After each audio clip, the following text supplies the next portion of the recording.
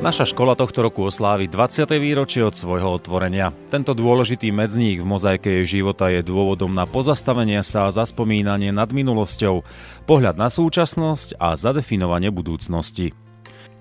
Milé dámy, vážení páni a všetci tí, ktorým sa dostane do rúk DVD prezentácia našej školy, dovoľte, aby som vás v mene svojom, mene všetkých mojich kolegov a našich žiakov na našej škole privítal. Naša škola je súčasťou mesta Prešov, ktoré nesie poetický názov Atény nad Torisou.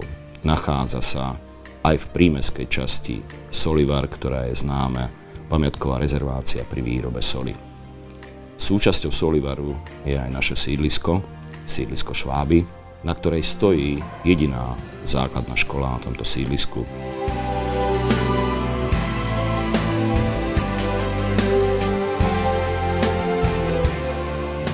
Dňa 3. septembra 1990 sa na prešovskom sídlisku Šváby otvorili brány našej základnej školy na Važeckej ulici v Prešove.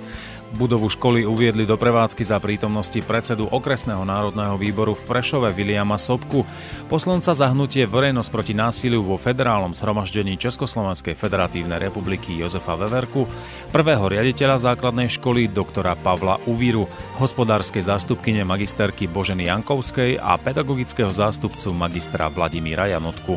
No a samozrejme nechýbali tí najhlavnejší, žiaci. V 30 triedach ich bolo až 921. Prvý stupeň navštevovalo 605 detí a druhý 316. V škole bola zriadená aj trieda pre rusky hovoriace deti, ktorých rodičia vtedy pracovali v našom meste. Postupne sa naša škola neustále doplňala o nové učebné pomôcky, upravovali sa a skrášľovali chodby, triedy. V školskom roku 1991-92 došlo k prvým zmenám vo vedení školy. Pedagogickou zástupkyňou sa stala pani Dagmar Trubanová, v januári 1992 sa stáva riaditeľkou pani Božena Jankovská, ktorá viedla školu v rokoch 1992 až 2000. Pedagogickou zástupkyňou sa stáva magisterka Gabriela Sviteková a hospodárskou zástupkyňou doktorka Nataša Čabiňáková. Rokmi počet žiakov narastal. V školskom roku 1995-96 dosiahol vrchol 1146 žiakov. Na škole sme mali 41 tried a 17 oddelení školského klubu detí. Od roku 2000 po súčasnosť je na čele vedenia magister Dušan Brhlík, hospodársky zástupca magister Gabriel Baník. Pedagogickú zástupkyňu doktorku Anu Bohmerovú vystriedala magisterka Iveta Ševcová a od roku 2008 je ňou magisterka Beata Tomková. Otvorenie novej telocvične v novembri 2003 otvorilo aj nové možnosti na voľnočasové aktivity, čo sa odrazilo aj v štruktúre novovznikajúcich záujmových útvarov športového zamerania.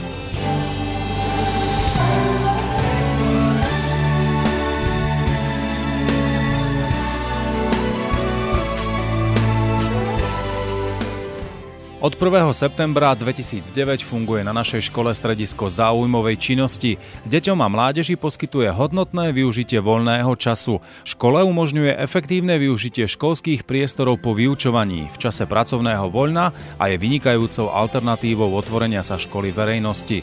Budeme zabezpečovať výchovno-vzdelávaciu činnosť a aktívny oddych detí formou pravidelnej činnosti, uskutočňovaním ranných atraktívnych podujatí a prázdninovej činnosti.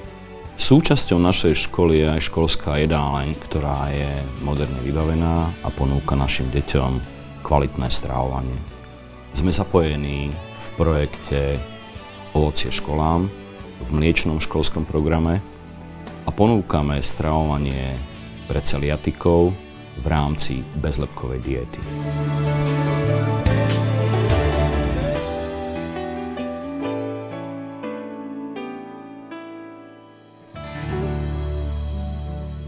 Keďže sme od roku 1998 školou s rozšíreným vyučovaním výtvarnej výchovy, usporadúvame výstavy žiackych výtvarných prác zamerané na regionálne tradície.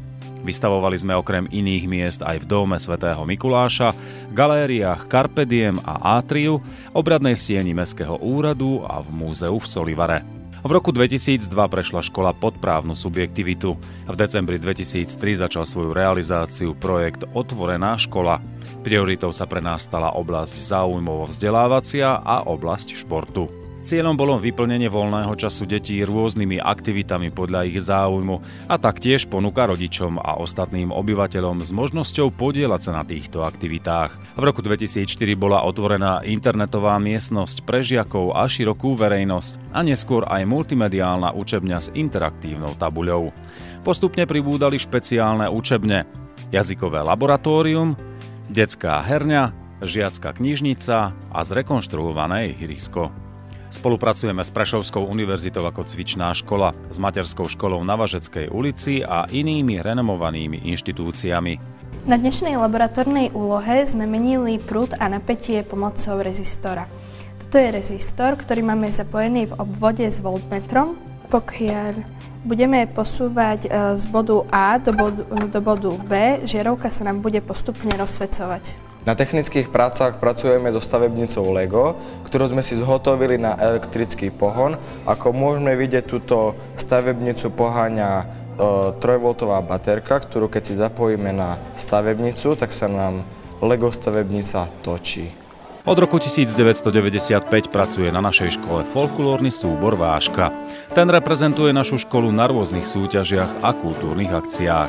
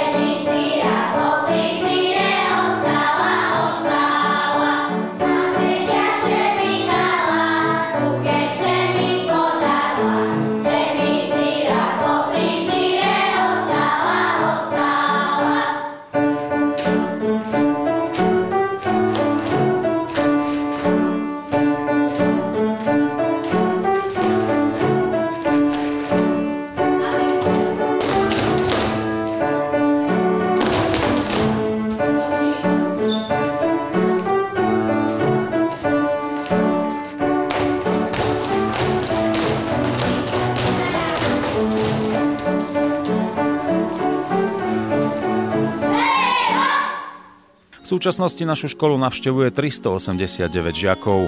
Škola má v rámci školského programu posilnené vyučovanie výtvarnej výchovy, cudzích jazykov a informatiky. Výtvarnú výchovu realizujeme na 2. stupni v 4 triedach. Vyučuje sa v špecializovanom ateliéri a odbornej učebni. Úroveň vyučovania predmetu zvyšujú hodiny v internetovej miestnosti, kde žiaci navštevujú virtuálnu galériu súčasných výtvarných umelcov. Každoročne usporadúvame výstavy žiackych prác, či už na pôde školy alebo v galérii. Používame širokú škálu výtvarných techník, vrátane práce s hrnčiarskym kruhom či maľby na sklo. Školu úspešne reprezentujeme v regionálnych, celoslovenských, ale i zahraničných súťažiach. Od roku 1995 sa začalo s výukou cudzích jazykov na 1. stupni s využitím jazykového variantu a alternatívnym vyučovaním. Výučba prebieha v 4 jazykových učebniach s didaktickou technikou a v jazykovom laboratóriu.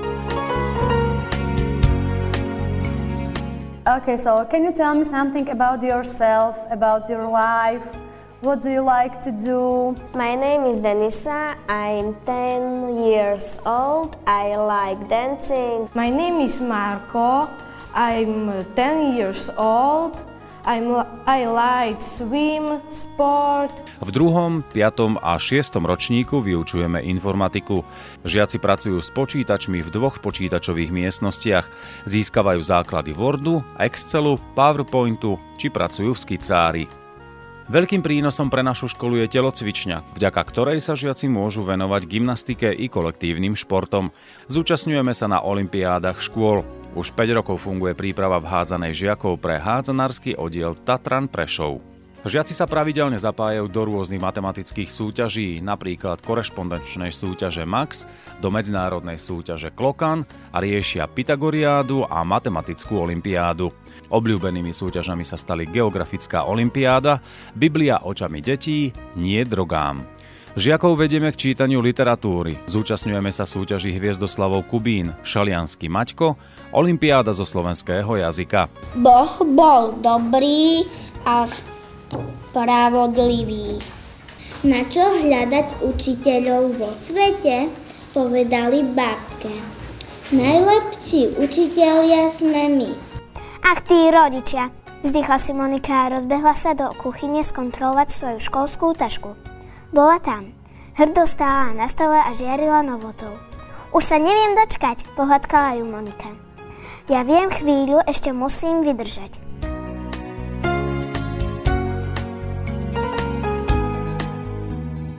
Na škole vydávame časopis Váška. Ten má formu zábavy, poučenia, ale prezentujeme v nej aj vlastnú tvorbu žiakov. Každoročným veľkým podujatím je vianočný benefičný koncert, na ktorom vystupuje folklórny súbor Váška a žiaci s kultúrnym programom. Koncert je spojený s výstavou a predajom žiackych prác. Ku skvalitneniu vzťahov s rodičmi prispieva aj ples, ktorý škola organizuje. Je ťažké nájsť vhodné slová vyjadrujúce obdiv i vďaku tým, ktorí školu budovali, vzdelávali, vychovávali a formovali mladých ľudí a posielali ich do ďalšieho života vyzbrojených teoretickými poznatkami i praktickými zručnosťami.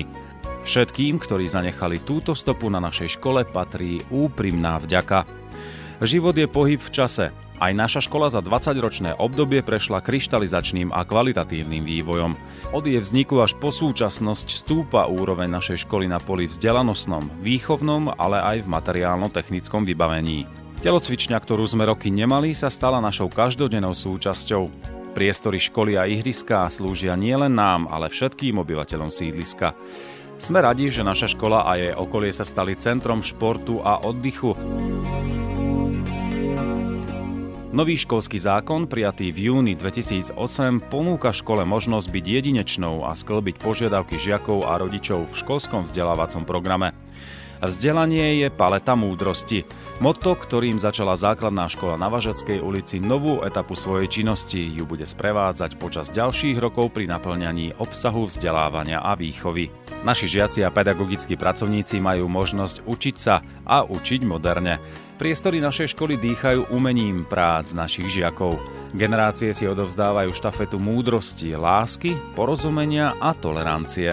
Veľa ich prešlo bránou našej školy a verím, že tento prúd neustane.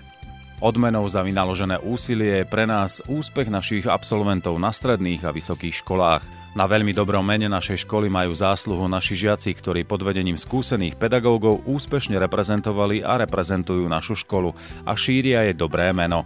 Vďaka patrí aj nepedagogickým zamestnancom školy, administratívnym pracovníkom, technicko-hospodárskym pracovníkom, pracovníčkam školskej jedálne, pretože svojou prácou sa spolu podieľajú na plynulom a nenarušenom chode školy. Úprimná vďaka patrí rodičom za dobrú spoluprácu a úsilie pri napredovaní svojich detí a našej školy.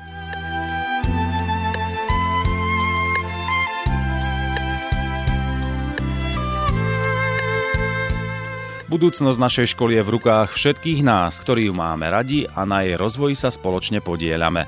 V budúcnosti sa bude transformovať do zamerania školy rozvíjanie jazykových schopností, výuka výtvarnej výchovy, prehlbovanie prírodovednej, matematickej a digitálnej gramotnosti, prehlbovanie telesnej zdatnosti v rozličných športových disciplínach, pobyty v škole v prírode, výstavy prác našich žiakov a organizovanie kultúrnych a spoločenských podujatí.